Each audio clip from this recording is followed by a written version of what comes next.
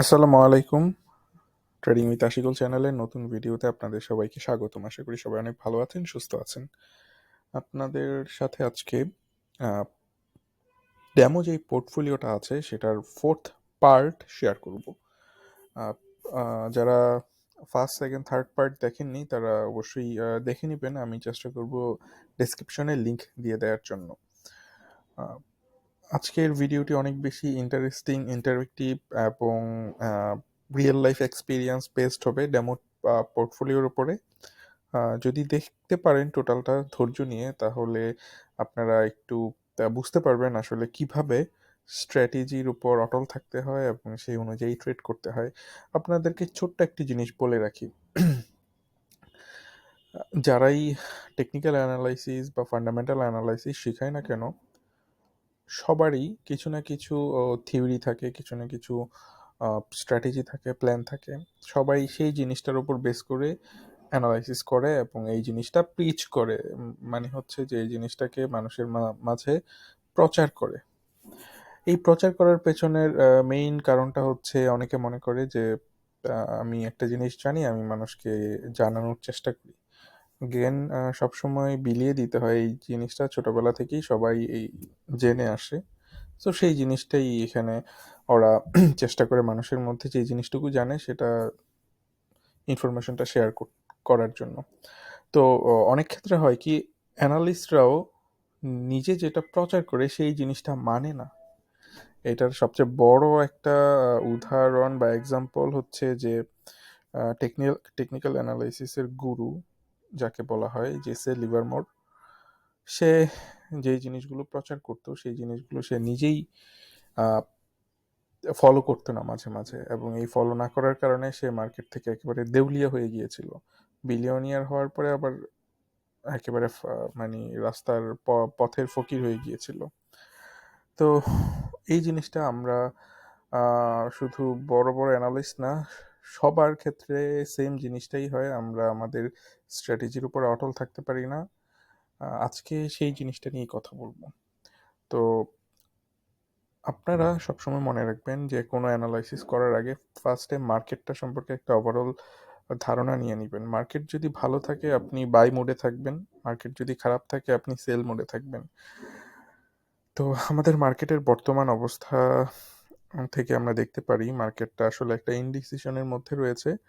গত দিনের যে অ্যানালাইসিস দিয়েছিলাম ইন্ডেক্সের উপরে, সেটার উপর বেস করেই যদি বলি, একটা ইনডিসিশনের মধ্যে রয়েছে। আহ, এই পজিশন থেকে সাপোর্ট পাবে কিনা সেটার জন্য প্রহর গুনছি আমরা সবাই। সাপোর্ট পেতেও পারে, নাও পেতে পারে। যদি না পায় তাহলে অনেক বড় একটা ডাউন ট্রেন্ড অপেক্ষা করছে আমাদের জন্য।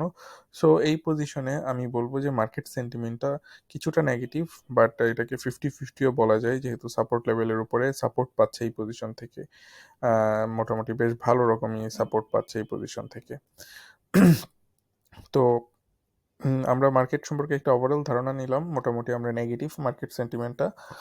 তো এখন আমাদের পোর্টফোলিওর ব্যাপারটা আমরা দেখার চেষ্টা করব। পোর্টফোলিওতে আমরা কি দেখতে পাচ্ছি। পোর্টফোলিওতে যদি দেখেন আপনারা,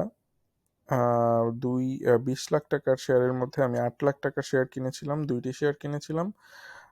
2 লাখ টাকা হচ্ছে প্রত্যেকটা শেয়ারে 1 লাখ টাকা করে জমিয়ে রেখেছিলাম, বাট সেটা ইউজ করার সুযোগ পাইনি এখন পর্যন্ত, যেহেতু মার্কেট ওভারঅল নেগেটিভ।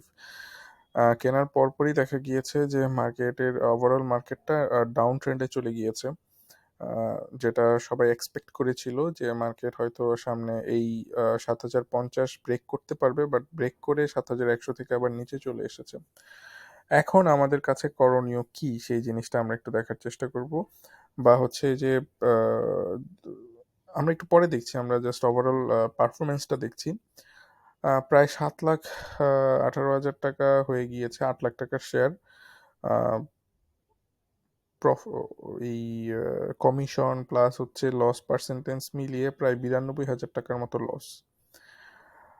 প্রায় 19% মতো লস পোর্টফোলিওর মধ্যে। হ্যাঁ, এখন যদি আমরা দেখার চেষ্টা করি, 19% না, সরি, 10%-এর মতো লস বা 9%-এর মতো লস পোর্টফোলিওতে। এখন যদি আমরা দেখার চেষ্টা করি আমাদের যেই পজিশন দুইটা রয়েছে সেটা কি কি ছিল। ফার্স্টে ছিল আইসিবি, আমরা 127 টাকা 94 পয়সা দিয়ে কিনেছিলাম। বর্তমানে প্রাইস হচ্ছে 108 টাকা 6 পয়সা। প্রায় 62,000 টাকার মতো আমাদের লস হয়েছে 4 লাখ টাকা থেকে, এবং পার্সেন্টেন্সের হিসেবে 15% লস হয়েছে। আমরা একটু দেখার চেষ্টা করি আইসিবি শেয়ারটির বর্তমান অবস্থা কী রকম।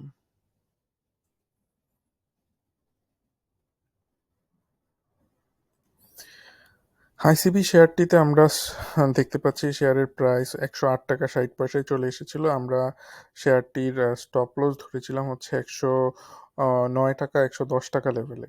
যেহেতু আইসিবি শেয়ারটি স্টপ লস ব্রেক করেছে, 108 টাকায় চলে এসেছে, আমরা শেয়ারটি আজকে 15% লসে সেল করে দিব। সো এই জিনিসটা এই পজিশনটাতে আমরা এসে লক্ষ্য করি, আমাদের চিন্তা ভাবনাটা এরকম হয়ে যায়, মার্কেট যেহেতু এখন সাপোর্ট লেভেলে রয়েছে, যদি একটু বাড়ে আইসিবি শেয়ারটি বেড়ে যাবে, আমি একটু ধরে রাখি। বাট আলটিমেটলি এই প্ল্যান চেঞ্জ করার এই জিনিসটা খুবই বাজে একটা স্বভাব আমাদের। আমরা এই স্বভাবটা পরিত্যাগ করার চেষ্টা করব। আমরা ফার্স্টে যেই প্ল্যানটা নিয়েছি সেই প্ল্যানটাতেই থাকবো। আমরা নতুনভাবে কোনো শেয়ার বাইক মানে নতুনভাবে কোনো প্ল্যান চেঞ্জ করব না। যেই প্ল্যানটা আমরা আগে সেট করেছি, যেটা হচ্ছে স্টপ লস 109 টাকা 10 টাকা, সো আমি ওই স্টপ লসটা মেনে নিচ্ছি। স্টপ লসটা মেনে শেয়ারটি সেল করে দেওয়ার চেষ্টা করছি। আমি যদি এখন শেয়ারটি সেল করে দেই, আপনাদের সামনেই আমি সেল করি। আইসিবি শেয়ার টোটালটাই আমি সেল করে দিব এখন।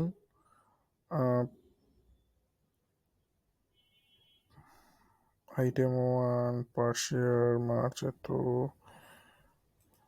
দেখি কি হয়।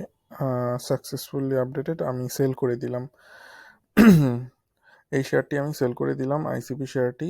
এখন আমি একটু আমার দেখার চেষ্টা করব আসলে আমার প্রবলেমটা কোথায় হয়েছিল।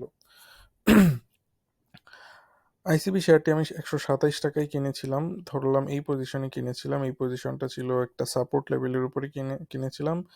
আহ, এই লেভেলে হয়তো কিনেছিলাম শেয়ারটি। আমরা যদি একটু দেখি, আমরা যেদিন কিনেছিলাম শেয়ারটি, এই 2-3 দিন পরেই একটা ডাইরেক্টর সেলের ঘোষণা আসলো, স্পন্সর সেলের ঘোষণা আসলো, এবং ঘোষণা আসার সাথে সাথেই শেয়ারটি ধুম মেরে একেবারে অনেকটুকু পড়ে গেল। একে তো ডাইরেক্টর সেল আসলে কোনো ব্যাপারই না যদি মার্কেট ওভারঅল ঠিক থাকে। বাট যেহেতু ডাইরেক্টর সেলও দিয়েছে আমরা কেনার ঠিক পরপরই, এবং হচ্ছে মার্কেটের পজিশনটাও অনেক যেহেতু উইক, এবং একটা মাইনাস বা একটা ডাউন ট্রেন্ডে চলে গিয়েছে ওভারঅল মার্কেটটা। সো এই শেয়ারটি তার প্রাইস আর ধরে রাখতে পারেনি, এবং আলটিমেটলি সে তার স্টপ লস পর্যন্ত হিট করে ফেলেছে। সো এই শেয়ারটি, এই আমরা যেহেতু স্টপ লস হিট করেছে আমরা ছেড়ে দিলাম শেয়ারটি। শেয়ারটি যদি আবার এই এই লেভেল রিকভার করতে পারে, 109 টাকা 10 টাকা লেভেল রিকভার করতে পারে, রিকভার করে যদি সে 200 day moving average 50 day moving অ্যাভারেজের ওপরে যেতে পারে, দেন আমরা শেয়ারটি নিয়ে আবার নতুনভাবে চিন্তা করবো। বাট তার আগ পর্যন্ত এই শেয়ারটিতে আর নতুন কোনো, আমরা আমরা যেহেতু সেল করে দিয়েছি আমাদের আর কোনো চিন্তা নেই। সো আমি যখন জার্নালটা, আমি যখন দেখ আহ, যদি এভাবে বলি, একটা শেয়ার বিক্রি করার পরে আমি সেই শেয়ারটি দেখছি, শেয়ারটিতে আমার ভুল ছিল কোথায়, আমি কি ঠিক ছিলাম না আমি ভুল ছিলাম, কেন এরকম হলো, এই জিনিসটুকু নিয়ে আমরা আলোচনা করছি। সো আপনাদের কি মনে হয় যে শেয়ারটি কেনার পেছনের ভুলটা কোথায় ছিল? যেমন আমি মনে করছি, আমি যখন কিনেছি শেয়ারটি কেনার পরপরই, ডেমো পোর্টফোলিওতে যদিও, কেনার পরপরই শেয়ারটি অনেক বেশি কমে গিয়েছে, এবং কমার পর পর্যন্ত আমি ধরে রেখেছিলাম, স্টপ লস পর্যন্ত ছেড়ে দিয়েছি। আমি আমার স্ট্র্যাটেজিতে বিন্দুমাত্র ভুল দেখছি না, এবং আমি এটাতে কোনো রিগ্রেটও ফিল করছি না। আর শেয়ারটি যদি কালকে থেকেই বেড়ে যায় আমার কোনো আফসোসও থাকবে না, কারণ হচ্ছে আমি আমার স্ট্র্যাটেজি ফলো করেছি। এবং এই জিনিসটাই সবচেয়ে বেশি ইম্পর্টেন্ট, যেটা আমি ভিডিওর ফার্স্টে বলেছি, অনেক বড় বড় অ্যানালিস্ট বড় বড় ট্রেডারও এই জিনিসটা ফলো করতে পারে না, তাদের স্ট্র্যাটেজি ফলো করতে পারে না। সো আমি হ্যাপি, কারণ আমি যেই প্রসেসটা সেট করেছি আমি সেই প্রসেসটা ফলো করতে পেরেছি। আই লস হোক লাভ হোক এটা, it doesn't matter, but I am happy because এই প্রসেসটা ফলো করতে পেরেছি। অনেকে ভাববেন যে লস করার পরেও এত হ্যাপি হওয়ার কিছু নাই। বাট এই আপনাদের মধ্যে আমি জাস্ট এই জিনিসটুকু একটু ঢুকিয়ে দিতে চাচ্ছি যে আপনারা সবসময় প্রসেসের উপর থাকবেন, যেই প্রসেসটা ফলো করছেন, যেই প্ল্যানটা সেট করেছেন সেই প্ল্যানটা কখনো চেঞ্জ করবেন না। ঠান্ডা মাথায় শেয়ার কেনার আগে যেই প্ল্যান সেট করেছেন সেই প্ল্যানটাতেই ঠিক থাকবেন। তাহলে দেখবেন যে অনেক লসের হাত থেকে আপনারা বেঁচে যাবেন। এই ছিল হচ্ছে আইসিবি নিয়ে আলোচনা। এরপর যদি আমরা দেখি, আমাদের এনসিসি ব্যাংক শেয়ারটি 16 টাকায় কেনা ছিল, বর্তমানে রয়েছে হচ্ছে 15 টাকা 10 পয়সায়, প্রায় 6%, 6.5%-এর মতো লস। আমরা যদি একটু দেখার চেষ্টা করি, আহ, আমাদের স্টপ লস হচ্ছে এই শেয়ারটিতে 14 টাকা 50 পয়সায়। এই 14 টাকা 50 পয়সার অনেক উপরেই আছে শেয়ারটি। আহ, নতুনভাবে কেনার মতো তেমন কোনো কিছু দেখছি না। যদি শেয়ারটি যেহেতু অনেক মুভিং অ্যাভারেজগুলোর নিচে আছে, আমি চাইবো যে যখন এটা মুভিং অ্যাভারেজগুলোর উপরে যাবে, দেন যদি বাই করার মতো কোনো পজিশন আসে তখন আবার নতুন করে 1 লাখ টাকা দিয়ে বাই করব।